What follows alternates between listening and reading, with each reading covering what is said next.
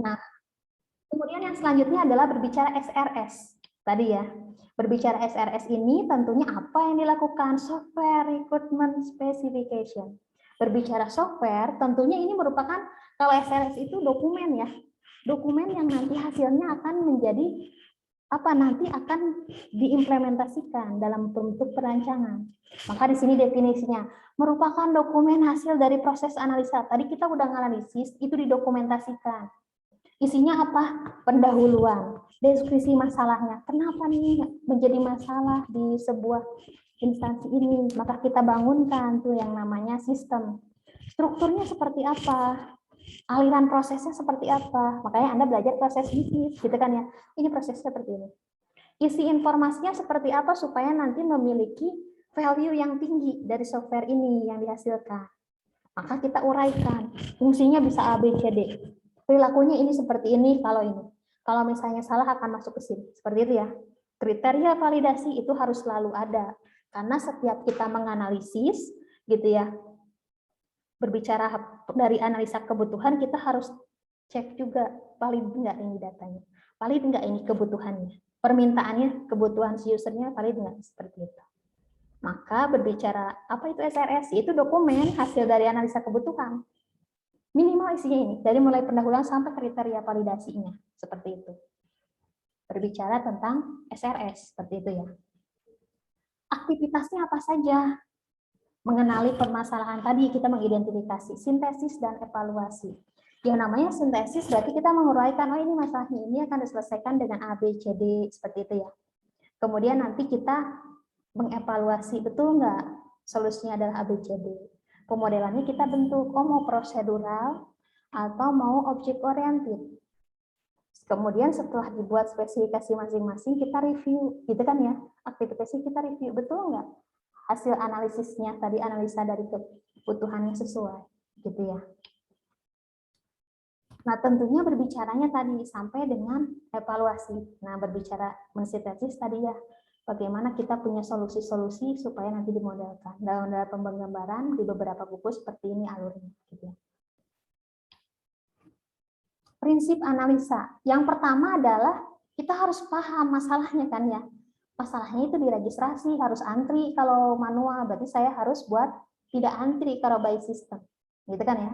Fungsi yang dijalankan software harus terdeteksi ya. Bisa registrasi, bisa KRS, bisa input jadwal, input nilai, seperti itu harus dijelaskan. Perilaku dari software harus ditampilkan, notifikasi dan yang lainnya, gitu ya. Kemudian menggambarkan informasi, fungsi dan perilaku harus terpisah, hati-hati. Fungsi ini bisa ini, tapi kalau notifikasi nanti bagian di mana, gitu kan ya, seperti itu. Maka kalau Anda lihat perangkat lunak WhatsApp aja, gitu kan ya. Oh ini menggambarkan informasi, Anda bisa menambahkan deskripsi kan ya.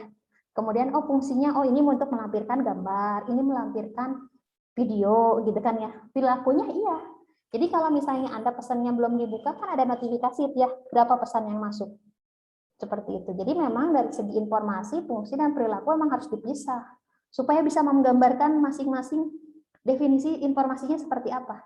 Gitu ya. Proses analisa harus bergerak dari hanya menganalisa informasi penting sampai ke detailnya. Gitu ya. Jadi bisa harus sampai dengan detailnya. Nah, berbicara sampai dengan detailnya, tentunya yang perlu diperhatikan adalah bagaimana kita mengetahui, gitu kan ya, secara global dan secara intinya saja, gitu ya. Bagaimana detailnya? Makanya kalau misalnya perangkat lunak, sistem informasi jual beli, tentunya ini ada masternya. Oh ini ada detailnya nih, gitu ya. Seperti itu di tabelnya juga akan muncul seperti itu. Karena berbicara proses analisa ya harus dari yang secara global harus sampai ke detailnya, gitu ya.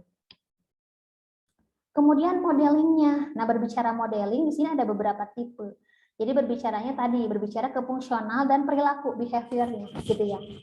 Tentunya berbicara tentang analisa kebutuhan, tadi fungsinya apa saja, gitu ya, perilakunya apa saja. Makanya nanti tadi saya katakan ada yang secara prosedural, ada yang secara objek oriented. Ini akan ada di pembahasan. Bagaimana kita memodelkannya seperti itu.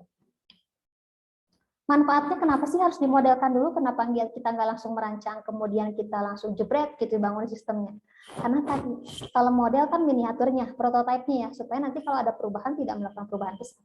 Karena di awal analisisnya sudah oke, dimodelkan, baru kita desain. Seperti itu ya. Jadi kita paham, ini informasi yang akan dihasilkan, ini fungsi yang bisa dilakukan, dan ini perilaku sistem yang memang nanti jika suatu saat terjadi A, B, C, D, dan yang lain. Kemudian kita tadi menjadi referensi, jadi kalau ada perubahan gitu ya, kalau ada kekurangan kita bisa lengkapi, kalau ada kesalahan kita bisa perbaiki. Jadi kita perlu mereviewnya mudah. Makanya berbicara, oh kita butuh SRS, kemudian memodelkan. Jadi kalau ada kesalahan nih di bagian A, nah kita lihat kan ya dokumentasi dari SRS-nya, ini di mana bagiannya, seperti itu. Menjadi fondasi untuk mendesain. Sama, pada saat Anda mau bangun rumah juga kan harusnya menganalisis dulu ya. Sebelum Anda bangun rumah kan nggak bisa langsung bangun rumah. Anda menganalisis dulu, ini tanahnya bekas sawah bukan, gitu kan ya. Ini tanahnya bekas rawa bukan, gitu kan ya. Karena kan beda pondasinya, seperti itu.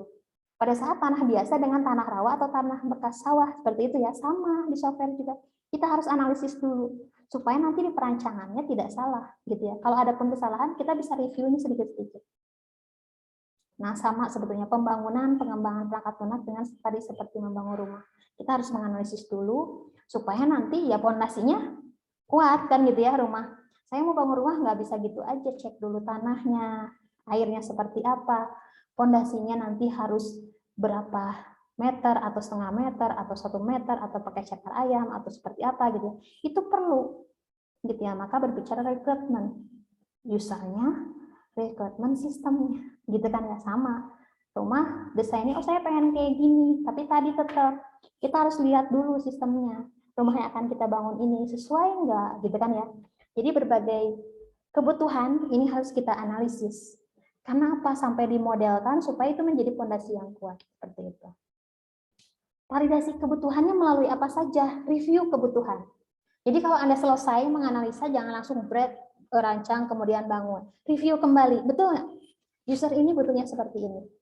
Untuk pengembangannya nanti akan seperti ini teknologinya. Nah, kita buat prototipenya, gitu kan ya. Kemudian di test case. Ini prototipenya kira-kira akan seperti ini. Di test case, oh ini ya betul.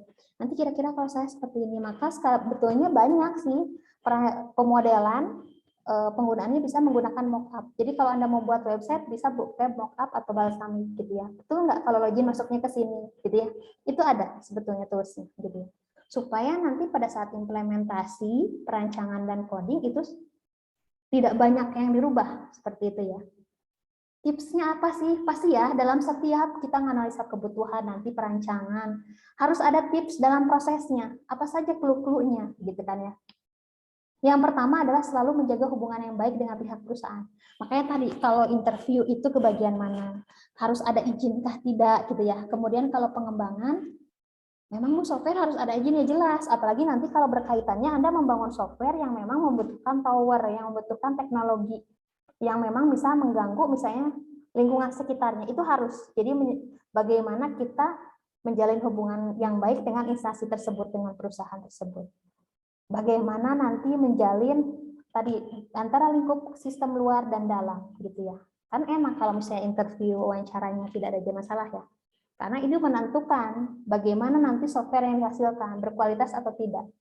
Jangan sampai misalnya usernya atau perusahaan atau kliennya pengen kita gini aja gitu kan ya. Tentunya harus tadi user recruitment disesuaikan supaya kalau komunikasinya baik gitu ya, jadi capailah solusi gitu ya, seperti itu. Karena komunikasi biasanya yang menjadi awal pemicunya. Wawancarai seluruh stakeholder dan pihak-pihak yang terkait dengan sistem atau software yang akan dibangun. Di sini sampai saya beri warna seluruh atau pihak-pihak yang terkait. Jadi kalau berbicara tentang, tadi Bu saya mau buat sistem informasi akademik buat sekolah, berarti harus diwawancara. Kalau dari orang tua itu pengen seperti apa kalau ngakses buat ke sistemnya, buat monitoring anaknya. Kepala sekolah itu maunya seperti apa, guru-guru, kemudian nanti ada TU atau bagian piket dan yang itu harus diwawancara. Kemudian adakah data yang dilaporkan nanti misalnya ke distrik gitu kan kalau berbicara sekolah ya. Nah itu harus dikomunikasikan. Dalam wawancara harus sesuai dengan bagiannya. Saya tanya bidang TU ya ke TU-nya karena dia yang mengelola. Kepala sekolah yang ke kepala sekolahnya gitu kan ya. Itu berbicara nanti analisa recruitment seperti itu. Yang kedua adalah nanti tentunya pada saat berbicara hasil wawancara ini, gitu ya, tentunya perlu ada dokumentasi, ini yang perlu hati-hati. Tadi kan tuh ya, ini kebagian perpustakaan, fasilitas ini. Nah, yang selanjutnya adalah hasil wawancara itu harus terdokumentasi, karena ini banyak kejadian di beberapa proyek pada saat kliennya minta, oh saya minta A, seperti ini nih inputannya, gitu. Kemudian kita sudah buatkan, kita kan sebagai developer, sebagai pengembang, sebagai pembangun sistemnya, gitu. Ini seperti ini, oh bukan, maksud saya bukan seperti ini. Nah itu harus terdokumentasi, bisa berupa rekaman, bisa berupa video atau apapun itu, supaya kalau ada perubahan jelas. Kita sudah diskusikan A, maka akan dibuat A. Jika ada perubahan, maka ini seperti apa alurnya, gitu kan ya. Nah seperti itu, ini tidak jauh-jauh, nanti kalau ada bimbingan, konsultasi itu harus ada rekaman, gitu ya. Harus ada dokumentasi, supaya nanti pembimbingnya, oh iya, terus saya minta seperti ini, dirubahnya seperti ini, gitu ya. Maka banyak kalau misalnya bimbingan gitu ya, kan bimbingan juga project kan itu ya, project. Ya Bu, karena dulu Ibu mintanya gini, kok sekarang gini gitu kan, kok beda ya tiap bimbingan dan yang lainnya. Nah, Anda menginisiatif rekam gitu ya, catat seperti itu supaya nanti diingatkan bila permintaannya, nah requirementnya A, saya buatkan A, seperti itu ya. Nah, kalau salah persepsi, salah menerjemahkan, itu bisa didiskusikan gitu ya, berbicaranya seperti itu. Jadi kenapa kita harus buat SRS? Kenapa wawancara pun harus terdokumentasikan? Itu fungsinya, seperti itu ya. Yang selanjutnya adalah melakukan pengamatan secara langsung. Jadi bisa jadi tadi udah wawancara dan yang lainnya, cek ke tempatnya, gitu kan ya, benar nggak sih?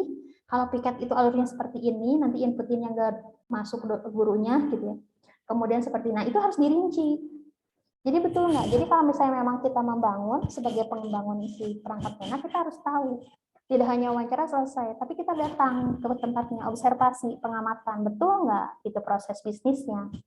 Maka kalau orang SI itu harus kuat analisisnya, karena berbicaranya proses bisnis setiap apapun yang nanti akan dibangunkan, itu harus sesuai antara permintaan user atau permintaan klien dengan yang kita bangun, seperti itu. Bagusnya lebih bagus yang kita bangun, jadi bisa mengcover kalau ada masalah A, oh seperti ini, kalau masalah B seperti ini, gitu ya. Nah, bisa dilakukan dengan tadi sama, gitu ya, dengan rekaman video atau yang lainnya. Nah, tips yang keempat adalah lakukan benchmarking. Jadi nanti Anda lihat perbandingan ke sekolah lain. Gitu. Betul nggak sih proses bisnisnya seperti ini di sekolah ini? Dan datang, tapi harus apple to apple. Tadi sekolah SD ini juga harus sekolah SD. Ini sekolah SD ini IT, ini juga harus sekolah SD IT. Jadi nanti kita ada perbandingan. Oh, seperti ini nih alur proses bisnisnya. Proses bisnisnya seperti itu. Gitu ya. Itu pentingnya. Jadi pada saat samalah seperti Anda kalau misalnya berbicara mau bangun rumah ya berarti harus membandingkan. Oh ini rumah A dengan rumah B gitu kan ya. Rumahnya seperti apa? Yang minimalis dengan minimalis lagi. Jadi jangan rumah adat dengan rumah yang sekarang akan dibangunkan itu beda ya. Jadi apple to apple. Penting kenapa? Karena nanti tentunya kita mengetahui pola umum dan kebutuhan sistem yang akan dibangun. Standarnya seperti ini sih gitu ya. Tadi sistem informasi akademis di sekolah dasar itu seperti ini loh standarnya. Jadi kita tahu. Jadi tidak terpaku dengan satu objeknya, gitu kan. Itu perlunya benchmarking. Jadi untuk perbandingan seperti itu.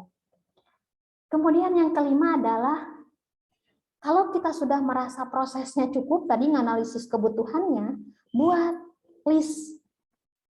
Tentunya berbicaranya adalah software ini bisanya ngapain aja dan bentuk batasannya. Kalau misalnya Anda buat sistem informasi jual beli kredit gitu ya. Kalau kredit itu ada batasannya nggak? Enggak, saya Bu bisa mengkreditkan 10 produk juga bisa. Apa betul? Itu harus tetap ada batasan. Oh, kalau misalnya penjual beli kredit hanya bisa satu Bu, tapi kalau misalnya cash bisa berapapun gitu ya. Sekarang kalau Anda misalnya kredit rumah atau misalnya kredit kendaraan, itu kan pasti ada batasannya ya. Batasannya adalah cicilannya berapa tahun gitu kan ya, sama seperti di kampus, Anda punya batasan kuliah 8 semester harusnya seperti itu kan ya. Kemudian standar kalau misalnya bagusnya, tapi tadi pemerintah membuka adalah prosedurnya boleh sampai 7 tahun, berarti 14 semester. Batasannya itu kan ya, seperti itu. Jadi memang kita harus paham. Ini list daftarnya, kemudian software seperti ini sampai nanti kita tahu batasannya gitu ya. Sampaikan ke pengguna, ke klien yang diminta kita membangun sistem, kalau perlu kita tampilkan buktinya, approval-nya seperti apa, gitu ya. Karena ini apa? Penting-penting. Terkadang kalau misalnya user itu minta, saya bisa A, B, C, D, batasannya tadi ya, oh ya, tadi kelulusannya harusnya 8 semester, gitu ya. Si user sudah oke, berarti di sistem nanti 8 semester, semester ke-9 nggak bisa. Sudah sampai sana, misalnya hanya sampai sana, terdokumentasi. Nah, tiba-tiba usernya, oh enggak, ternyata di pemerintah itu bisa sampai 7 tahun atau 14 semester. Nah, itu harus memang ada perjanjian, mana yang disepakati ini batasannya. Gitu ya, supaya nanti pada saat ada perubahan bukan dari kesalahan kita sebagai pengembang, tapi dari usernya. Memang mengiyakan, gitu ya. Proses lain, oke, saya contohnya tadi ke rumah lagi. Saya mau bangun rumahnya 2 lantai. Lantai ketiga itu adalah rooftop, 2 itu adalah tempat tinggalnya. Itu sudah di ACC misalnya seperti itu ya. Permintaannya, oh kita bangunkan rumah tersebut. Ternyata ada perubahan lagi, saya pengen 3 lantai, lantai ketiga itu memang ditutup juga gitu, bukan rooftop saja biasa, tapi memang tempat. Nah itu kan pasti berbeda gitu ya. Dari permintaan kebutuhan yang pertama, requirement yang pertama dan yang kedua itu berbeda.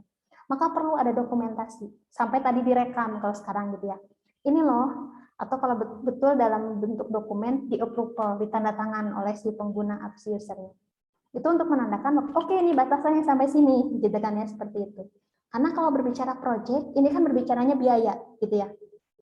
Saya bangun sistem, saya bangun perangkat lunak, bisanya A sampai C.